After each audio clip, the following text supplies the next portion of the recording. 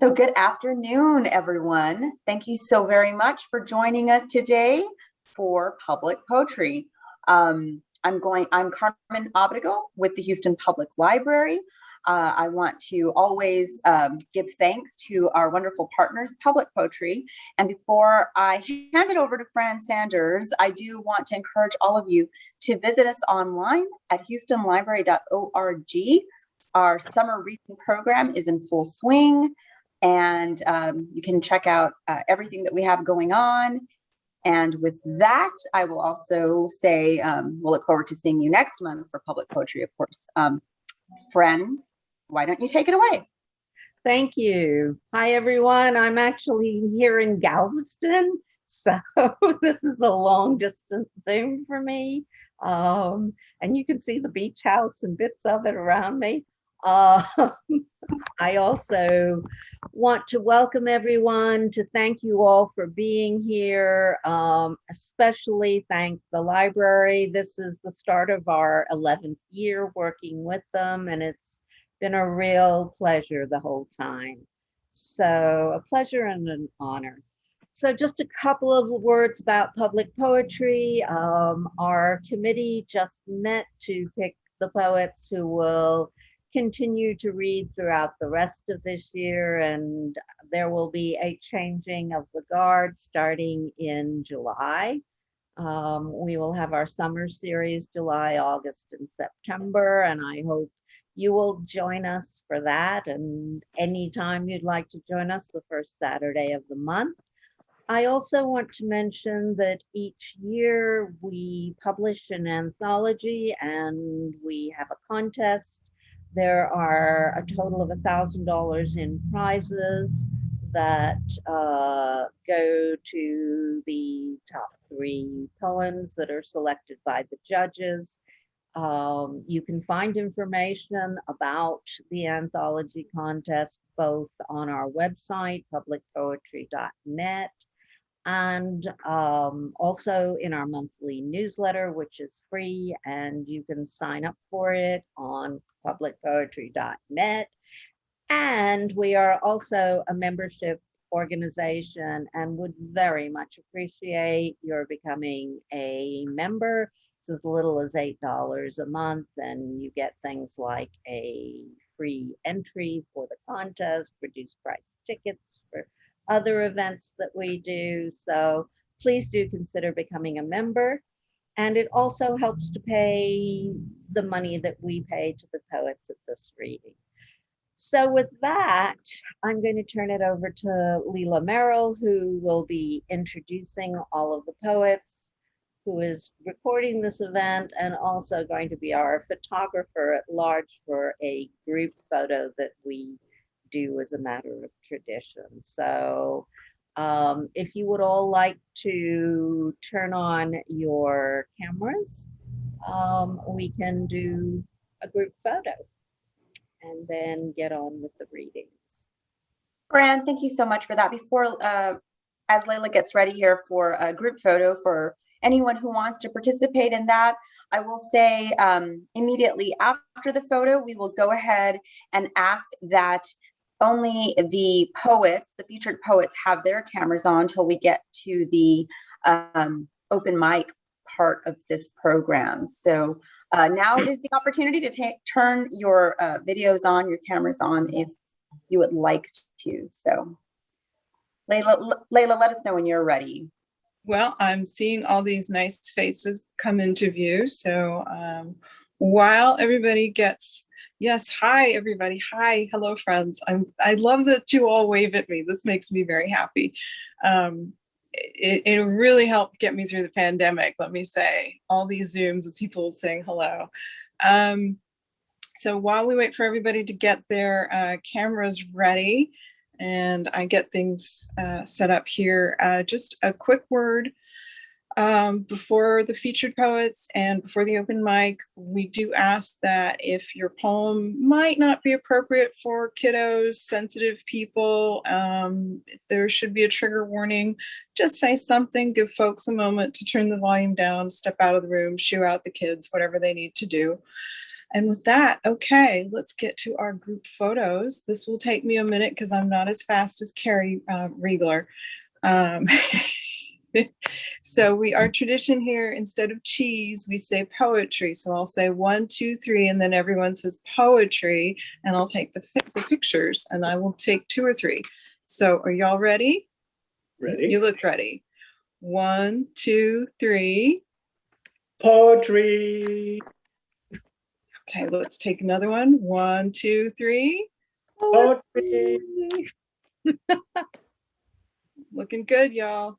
All right, let's move to our featured poets. Okay, we are down 1 for today, but we have 3 excellent poets for you. Our first up is Raquel Bendon. In 2014, she received her MFA in creative writing in Spanish from New York University. In 2016, she was a resident writer in the program for artists at the Camac Centre d'Art in France. She's the author of the novels Cuarto Azul and Andor, and the author of poetry books Sobre las Fábricas, una Trinidad, oh, I'm not going to butcher that, and La Beata de las Locas. She recently published a book of short stories, and her work has been included in several anthologies. Raquel is currently pursuing a PhD in creative writing in Spanish and art history at the University of Houston. Please welcome Raquel Bendon. Thank you, Leila. You did great with the Spanish titles. Thank you so much to Public Poetry and to the library and Fran, and also Miranda, who invited me to be here with you today. So I'm going to be reading a series of poems that belong to the poetry book La Beata de las Locas, but this translation into English was made by my good friend Dylan Scalzo, so I'm going to be able to read it in English. The poems doesn't have any title, so I will just read one after the other. Oh, the title in English of the book would be Beatified Among the Insane. We relish the rage of not touching you, the mistiming of a zone with no use, leaving us more alone, like a slow accident of water, about to annihilate the origin from this repeated story, a door for its chimerical transformation among the blind and the insane. Fingers wave the white net from the inside out, the flesh just served, fresh from an animal that doesn't die. Its surrender is silent, not knowing how to howl in any language. The flies suck the inflamed cornea. Involuntarily, the itch circulates. How much devotion? What can I offer? Perhaps the teeth that haven't been born, a thread that scars my departure. Who would we be if we didn't look for salvation at the end of the night?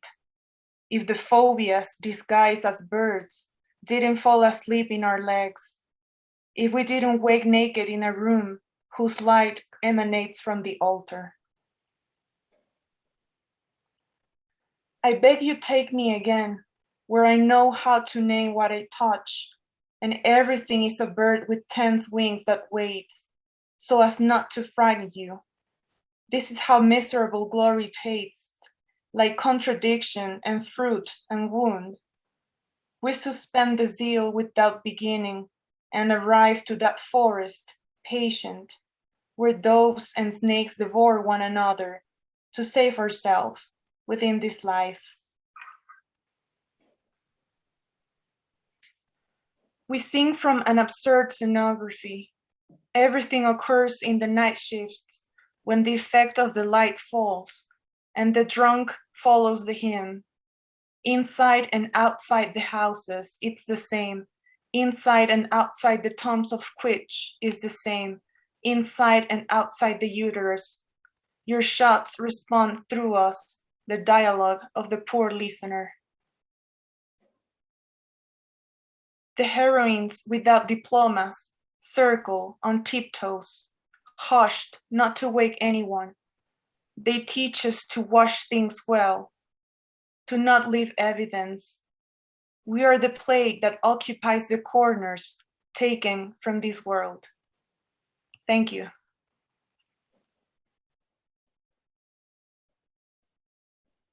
Thank you. That's lovely. All right. Our next featured poet is Justin Janiece. He is the author of How to Be Better by Being Worse, which won the A. Poulin Jr. Poetry Prize and is out from BOA Editions Limited. His poems have appeared in Best New Poet, Best of the Net, Copper Nickel, Yale Review, and the New Ohio Review. He's a recent recipient of the Imprint Verlaine Prize in Poetry and editor-in-chief of Gulf Coast.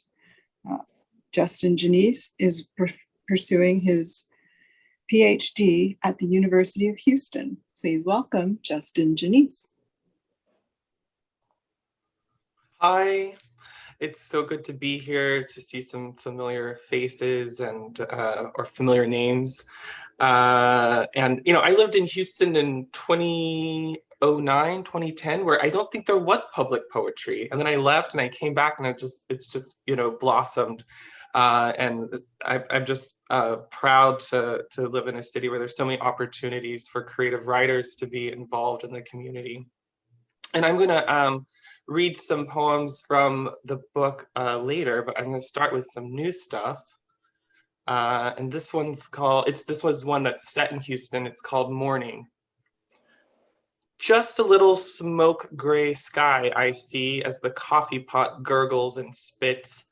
My sister used to get things most wrong in the morning. I gotta have my caffeine to wake up, she'd say, while crushing an emerald can of Sprite. Once at dawn, she asked, "Why's that dog crowing like a rooster?" Now her 2 young children wake up on their own to feed and dress themselves. I wonder what kinds of things they say to one another as I open the door to redbuds in full bloom, though many buds have dropped, and bees, which I thought had fled me. How is it possible that in a few hours the whole city will shake with thunderous rain, too much, too fast? Children will march single file through hallway rivers, Captain America lunch kits and My Little Pony backpacks over their heads. I won't just sleep. I will get the best sleep in months. The rain, my babysitter, the rain, my lullaby. I'll wake late in the afternoon and set out on foot, pausing to allow a Ford Explorer to cross, but it won't move. Floorboard flooded, abandoned. In 5 blocks, there'll be a dozen more just like it.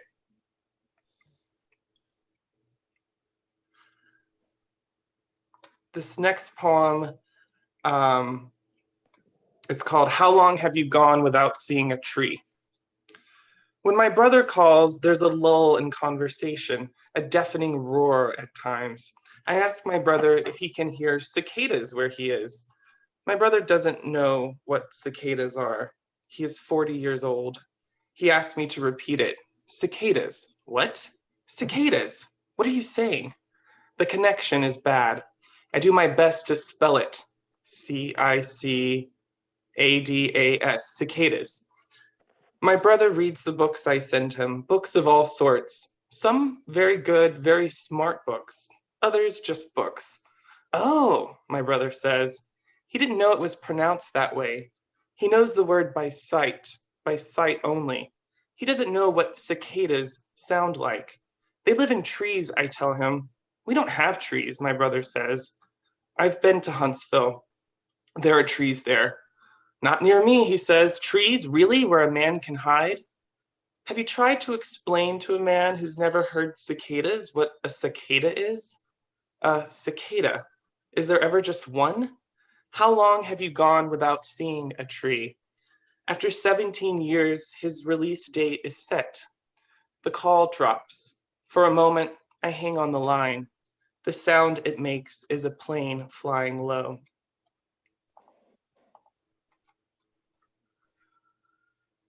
This one is actually set in Galveston. So waving to you, Fran, Galveston. I love Galveston. It's called, it's called Missing You Expensively.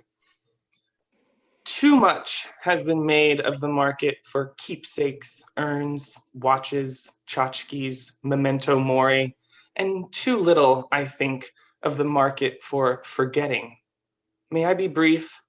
Just today, a latte, a bottle, a gram, a carton of eggs that I dropped and left in the parking lot, Operation Omelet aborted. Oh, and the small fortune I paid for a sleeper sofa because the one I have now just won't shut up. And now we have humankind needs larger birds. Humankind needs larger birds. Red-tailed hawks scaled up to pterodactyl proportions, 12-story great white egrets, spear-sharp bills puncturing our roofs like giant stilettos, a helicopter hummingbird or two always hovering, thirsty for us to make just one wrong move. We need more natural predators to humble us into greater regret, more meaningful action. We share too little of the terrestrial burden that camels, mules, and antelope bear. Let the crow outgrow our bomber planes. Let the great horned owl outsmart us. And let them be, as we are, locked doors unto themselves, their hearts grand ballrooms of sinew and mystery, their brains locomotive engines of synapse and being their own worst enemy.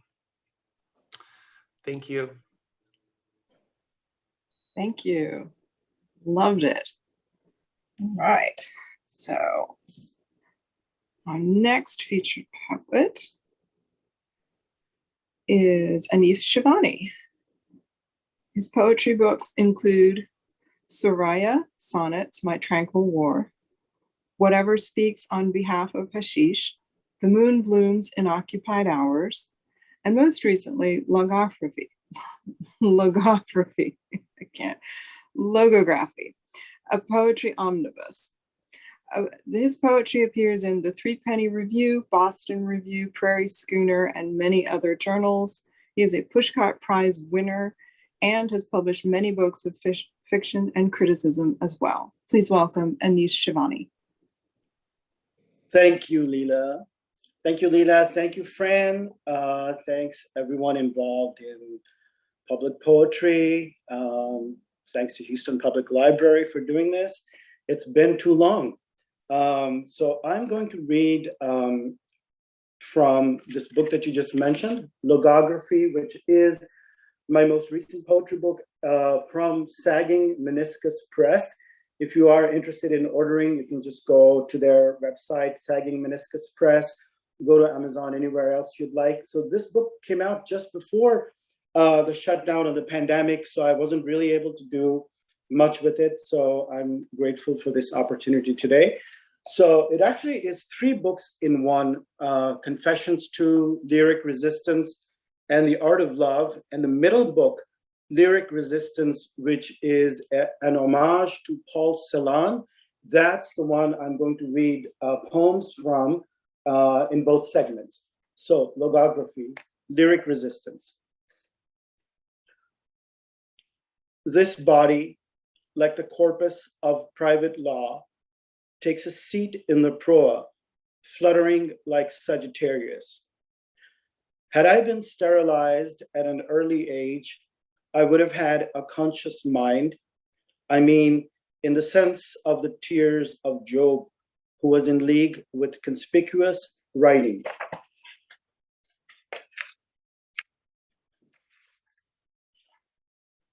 Day and night, I remember the quality of flash welding, which is the worm coming home to live among the intoxicants.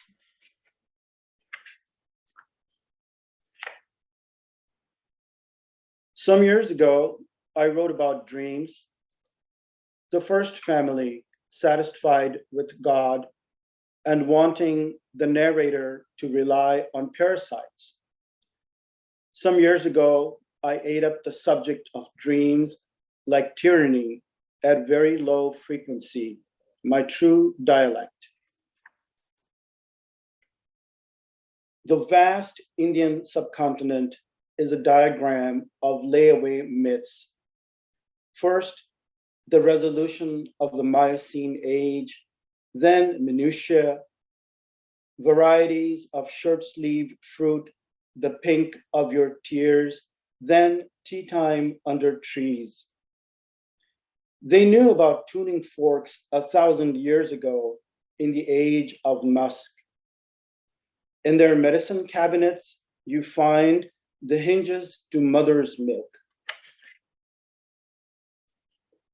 The mosque, interminate, flattery's liturgic mask, where we stand like problems, but mellow, melded to each other's surface oddities in a packed assembly, shoulder to shoulder, oily hearts melting.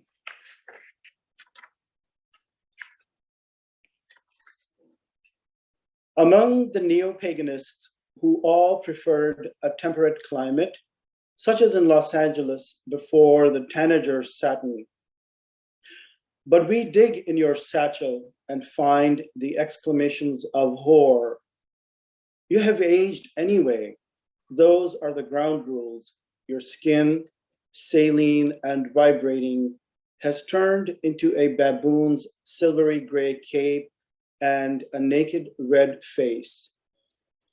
Cutting their hamstrings, the neo-paganists found that light curves in the lumberyard quite like child psychiatry. Of the part that is Muslim in me, left behind by megaspores and subdivisions of class, you know only the monotonous concentration. A most respectable profession is body snatching.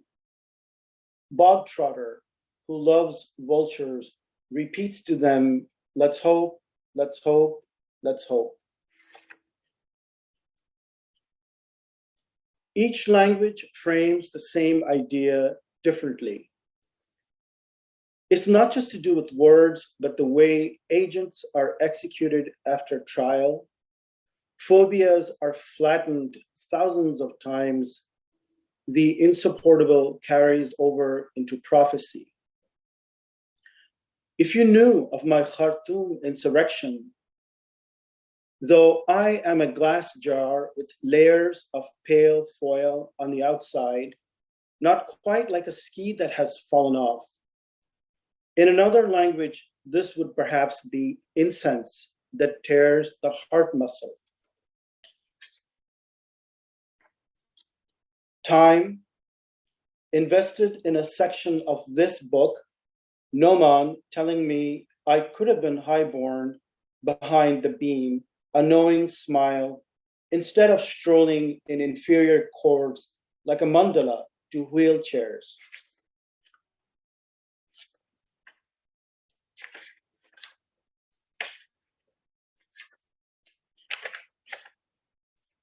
Snowed in, dear foxhole in the four-star city, Frambesia in the bricks and tiles encampment does not have the odor of the neckline empire builder. It is the leap year again.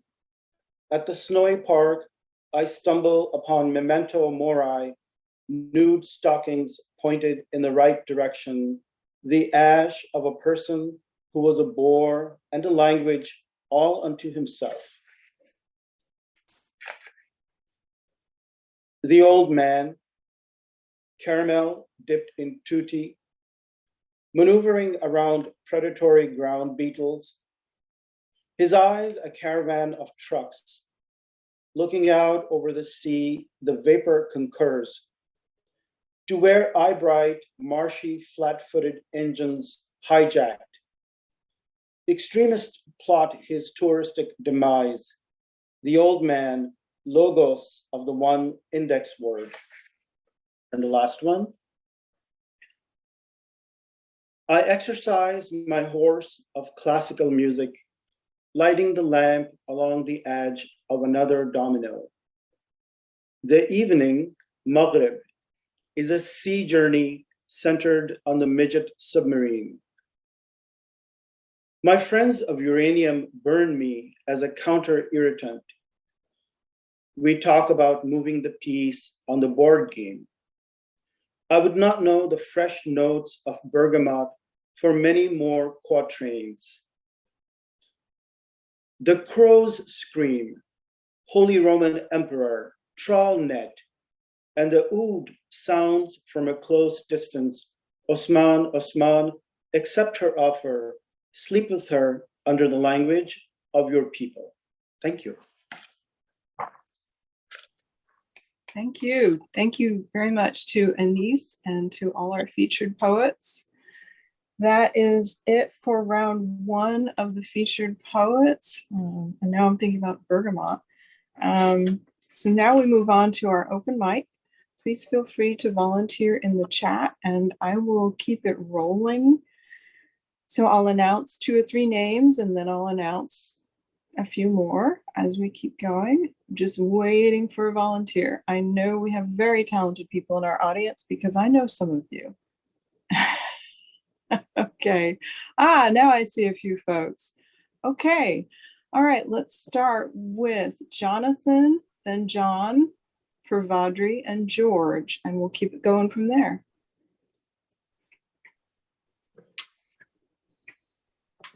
Jonathan, do you have video and audio?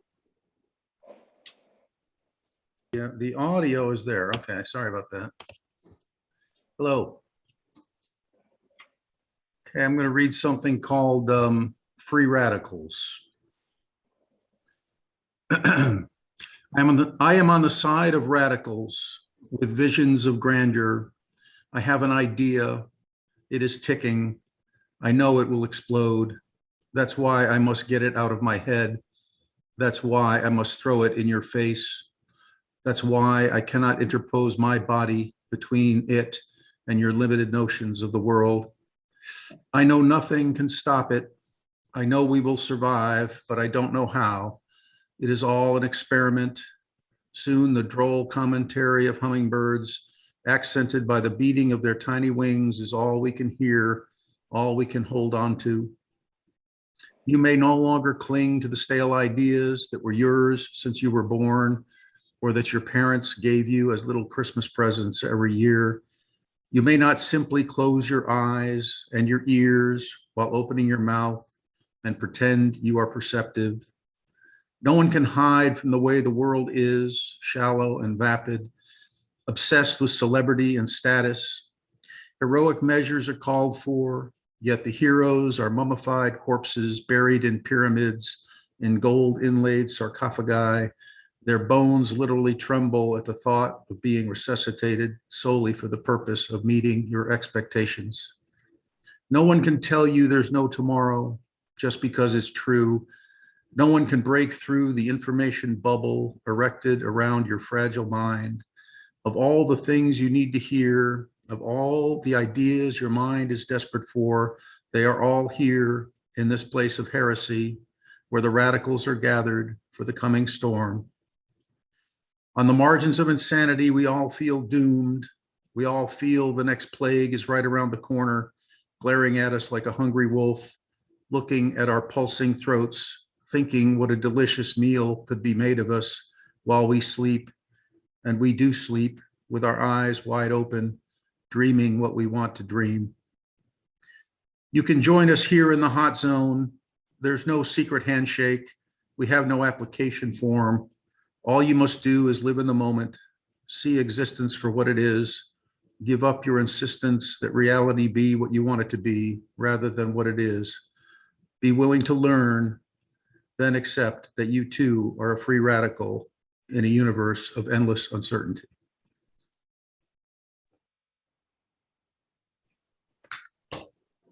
Thank you. Thank you. All right, let's move to John Simons, followed by Pravadri and several other folks. Hi, John Simons here in Honolulu. We are about halfway between Memorial Day and Father's Day. Here is a poem that I think touches on some of the enduring themes of those occasions.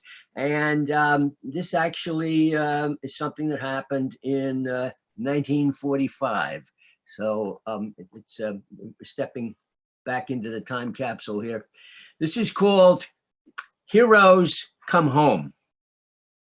Nyack, New York. A son, S-O-N, a son sensing surrender. I see him still, coming with a gentle weave along Hart Place, the street. His white t-shirt against the night. Home from the firemen's Labor Day clam bake, their annual outing, as they called it then, a beery picnic on the Hudson. Look at him, she shouts downstairs from beside the window of their bedroom. At this hour, out with those low-life firemen. Can you imagine? She continues. He came along alone, much like the path of his youth. The t-shirt's gentle glow a little closer. Steps a little too relaxed to reach the porch. The idea, coming home like this. Again, her voice upstairs. His downstairs answer. I was at the clam bake. We had a few beers. I walked home. He looked at me with glassy blanks. Didn't I take you to the stadium yesterday? We had a good time, didn't we? I nod. Another subject. Yes, we did. Watching the wartime Yankees lose to pennant-bound Detroit in a September of sudden A-bomb peace, when the Stars threw down their spears, Greenberg lining one into the right field seats for old time's sake, a Tiger back from the war, finding hometown home run glory in the Bronx, beers, cigars, wafting meat and mustard, and a giant indoor lawn, green beyond any photo, greener than Lucky Strike gone to war. Volunteer firemen, the voice from upstairs. Keep those lowlifes away from here. I sat knowing next morning would make it all go by. Save the salty bathroom smell as he rinsed by early sun, S-U-N, glancing in the window, white shirt, suit and tie, on his way to work at 7:45. The man of duty who walked home for lunch and back to work and home again at 5:15. A man of measure and cautious totals, a student of slide rules and mandolin chords, ladder length and nozzle pressure, an accountant with rhythm, a fireman who marched in parades. Ball games and clam-baked beer stick together over the years. My draft age but essential father watched while younger men went off, neighbors' sons lost in the winter of Europe.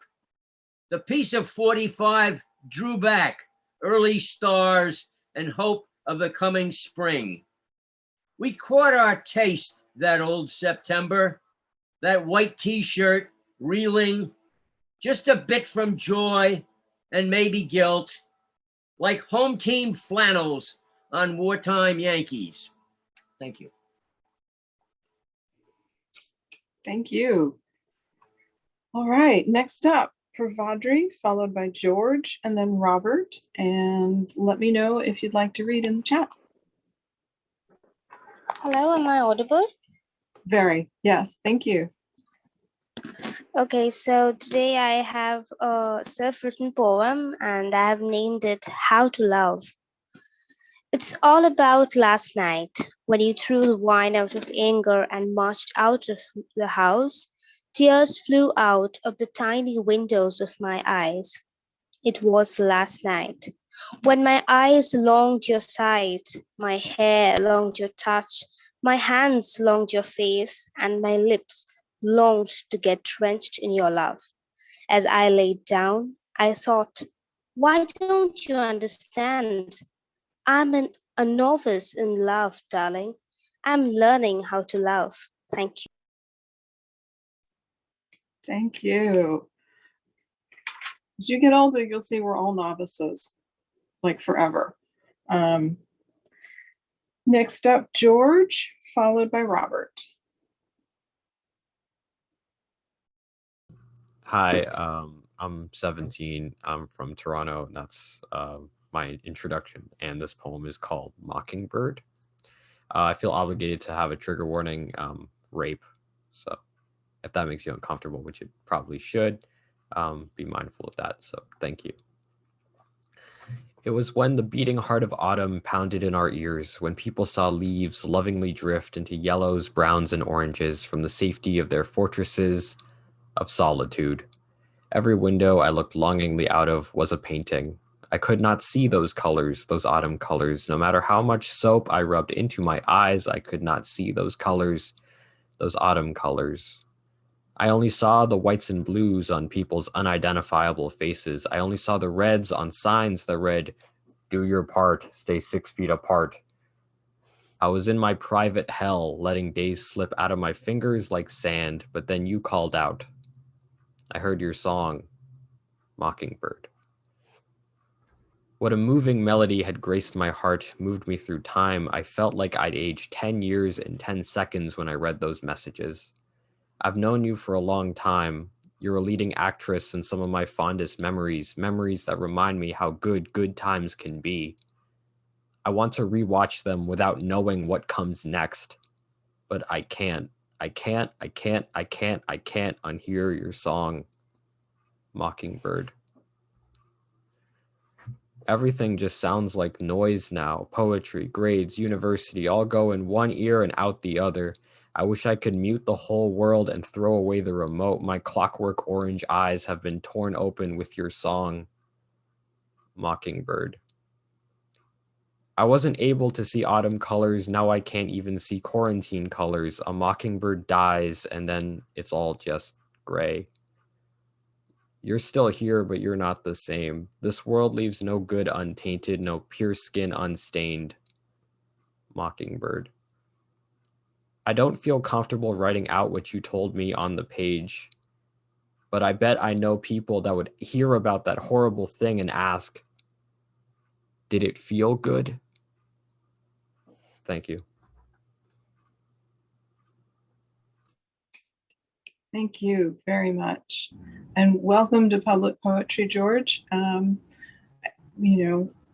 Houston is a great, diverse place for poetry and poets, but it's also just lovely that through this virtual connection, we can be international. We can be everywhere. So thank you for good having to me. see you. All right, Robert, I see you look ready. Hi, everyone. First time here. Can I read two or am I limited to one? One per customer, sir. Okay. Glad you asked. Okay, thank you. So this is inspired by, as a middle-aged dude, the effect of young people and the younger generation on me lately, the challenges, the promise, and the mystery of it. So this one's called Young People Performing in a Small Theater. You sang me songs that afternoon. You sang me songs that afternoon, and you told me your stories, the anorexia during your teen years, your self-hatred. What a fiery passage that was that alchemized the dense metal of your youth, that cracked open the iron cage. And then you sang. And then you sang on that stage, and you emerged like the mother of all birds, like the daughter of a king. The theater could not contain the heartbroken, heart open, shimmering river. The dam broke in the middle of the middle row. You sang, and then you sang. And you saw me in my deepest vulnerability. We cried together, you under the lights, and me in the dark seats. Thank you. Thank you. Very glad you joined us. Glad to be here. So I guess we don't have any more volunteers. Nope. Okay. Alrighty. So let's move back to our featured poets. Up first, please welcome back Raquel Bendon. Thank you. I will read 2 more poems from the same book and then another one from another book. So this one has no title. The matryoshkas hide like animal eggs, the drool inside the body, the woman inside the woman, makes holes, spaces for grief. Once again, the danger of being born, groaning in the face of the woman that concealed you from the world until breaking that desire of darkness. This is how we are when we don't return.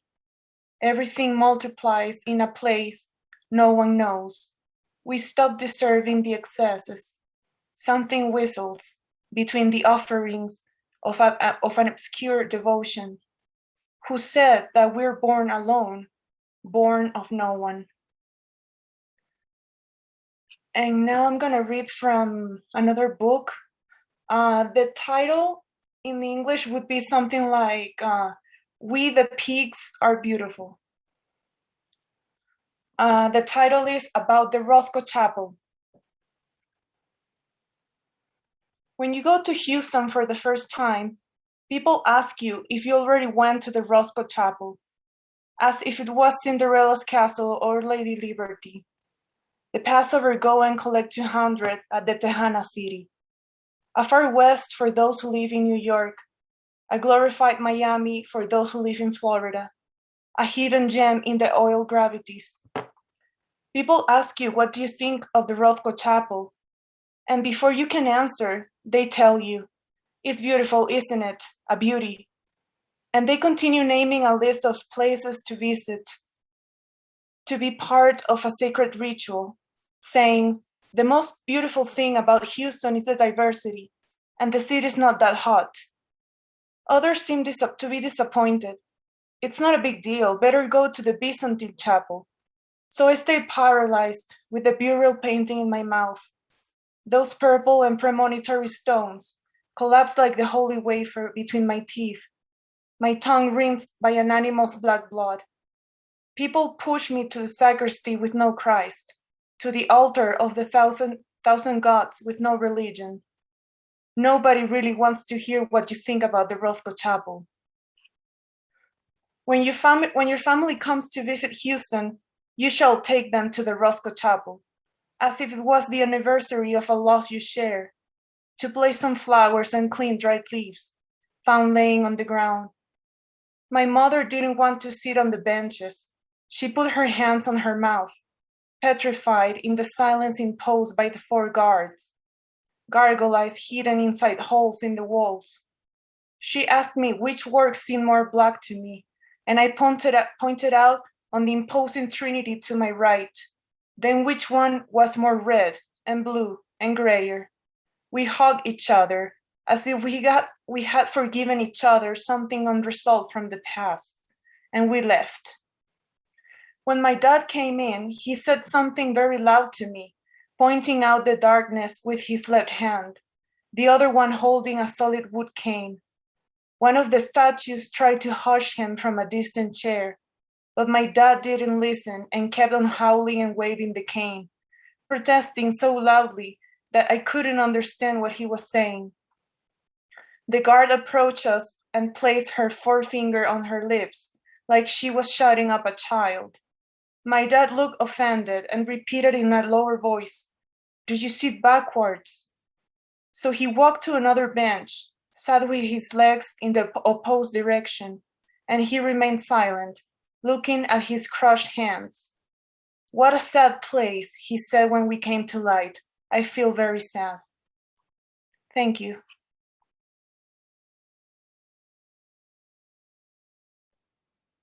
Thank you. That was very moving. Our next featured poet is Justin Janiece.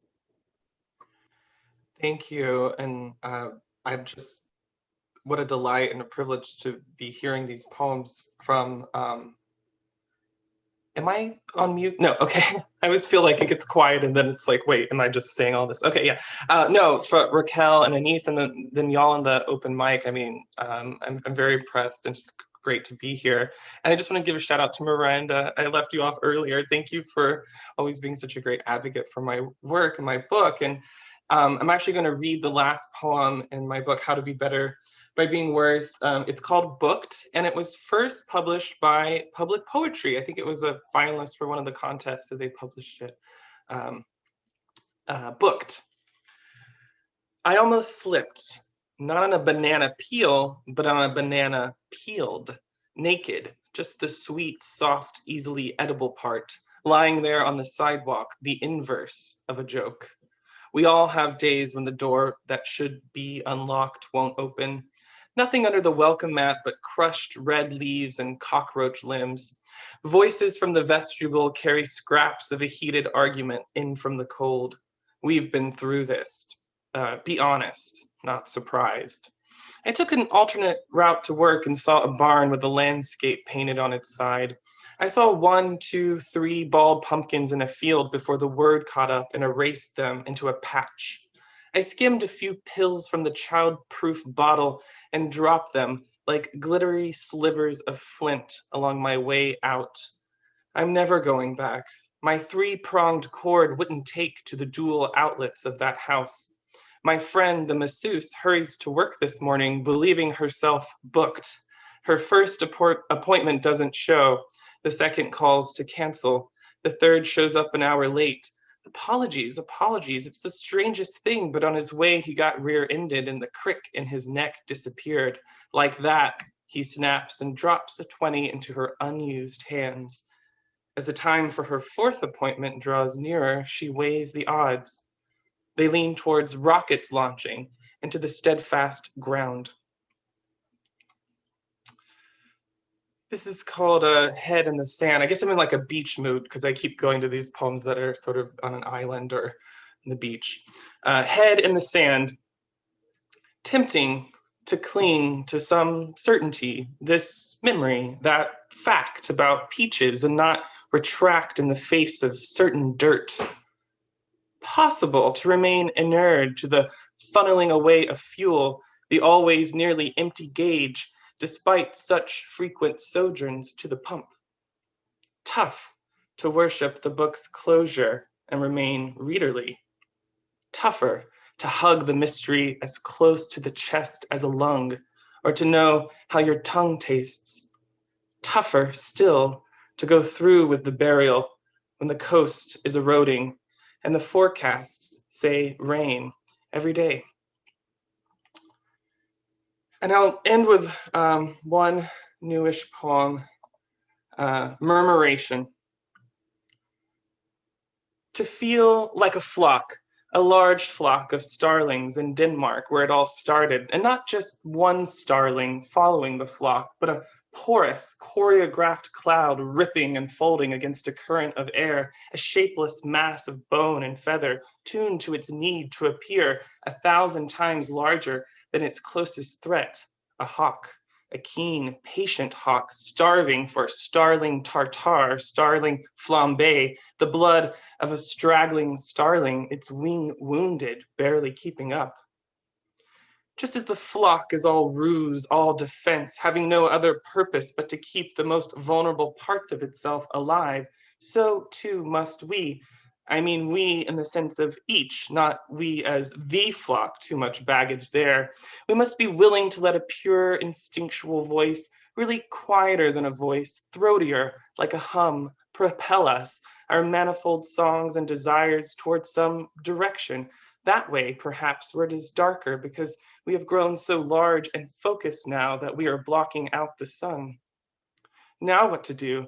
Now that we are the cloud of our own judgment plaguing the earth, a portent of awful things, what to do except split ourselves down the middle, like dancers in a long hall, and open up a seam in the brilliant pink sky, and then to divide and divide again, kaleidoscopic, free, finally, of the unctuous demands of holding it all together. To let go of each bond, to put it down, like a heavy rock carried for a long time, and at last to be light and effervescent, one bird in one body of a bird, like the hawk we thought we scared away. There is time left to enjoy, and why spend it all balled up and nervous? Feast on juniper berries, fly in the fading light. I shouldn't have made such a habit of protecting myself during those long days when everyone else my age was learning how to touch. It's kind of you to deny it, but I know I fell behind, and it's been, well, tough to try and catch up, to hear my body's internal music. What was it my mother said when it finally came time to decide how we would acknowledge each other? I never taught you to go around apologizing for yourself.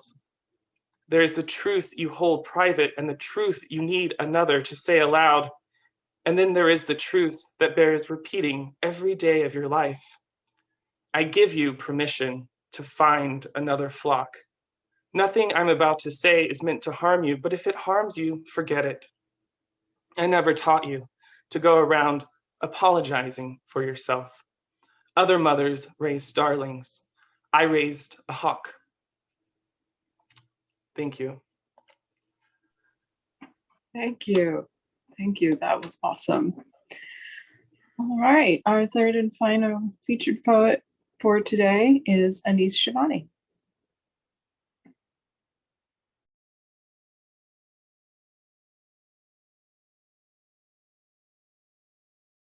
Supposed to unmute, which I just did. It should be logography, Leela, but we can go with logography. Why not? So when the book was about to be published, I suggested scores of titles, words from the book to my publisher, Jacob Smulyan, and this is the one we went for, logography, a real trunk twister, because we like difficult. He does, and so do I. We don't like easy. So thanks again to everyone who's joined in. It was a pleasure to listen to my fellow poets, Raquel. I live less than a mile from Rothko Chapel. Happy to listen to Justin for the first time and all the open mic readers. So this is again poems from Lyric Resistance, which is part of the logography book. What is the minimal pair? Below the mother figure, below even nursery rhymes and undergarments and butterfly and tinny. In black and white spiral motifs, the language I was taught in the plush chair timeout sounds to me now as though it is long, slender leaves missing the female parent.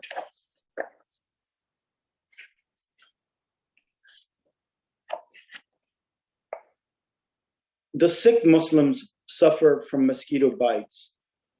Before prayer, a smoke that repels new romantic music.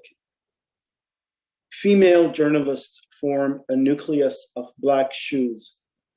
The bombs are timed to precision to let them catch up on their sleep.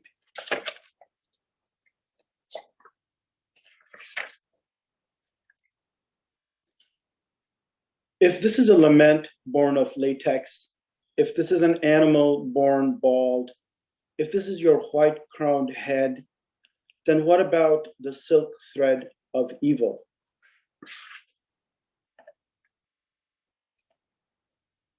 When you leave your Egyptian black country, your dreams change. They no longer, let's hope so, huh? Have weak teeth or saw-like projections. Your dreams used to be what they call eidetic, hieroglyphs of Sotheby's descent, egg-shaped cocoons, unrestrained, igneous, heartfelt effusions of trust. Now your dreams are fruits flowing out of body cavities.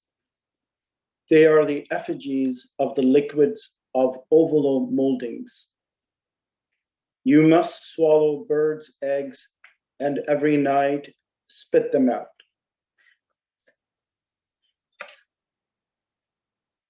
Midweek, A heavyweight throws rows of light at dunghill panoramas in an emotional crisis opened up by popular song.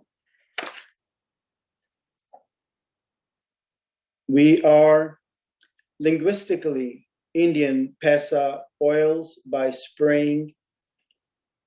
Come mate, mate with turtle architecture, mate with Rael, mate with the Peace River, mate with paying guests.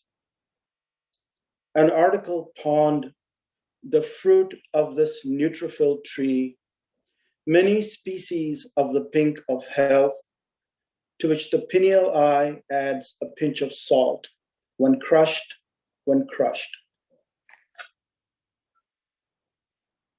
We will bury under musique concrète processions of the caricature of the normal self. My wound that turns liquid when the printer can't cope with breath text. Cynosure of all eyes, when you stepped into my do-si-do room, I was no longer a grandson of fruit in larval stages. I was fuchsia, feeling upset at costing so little. I was a large gold refinery.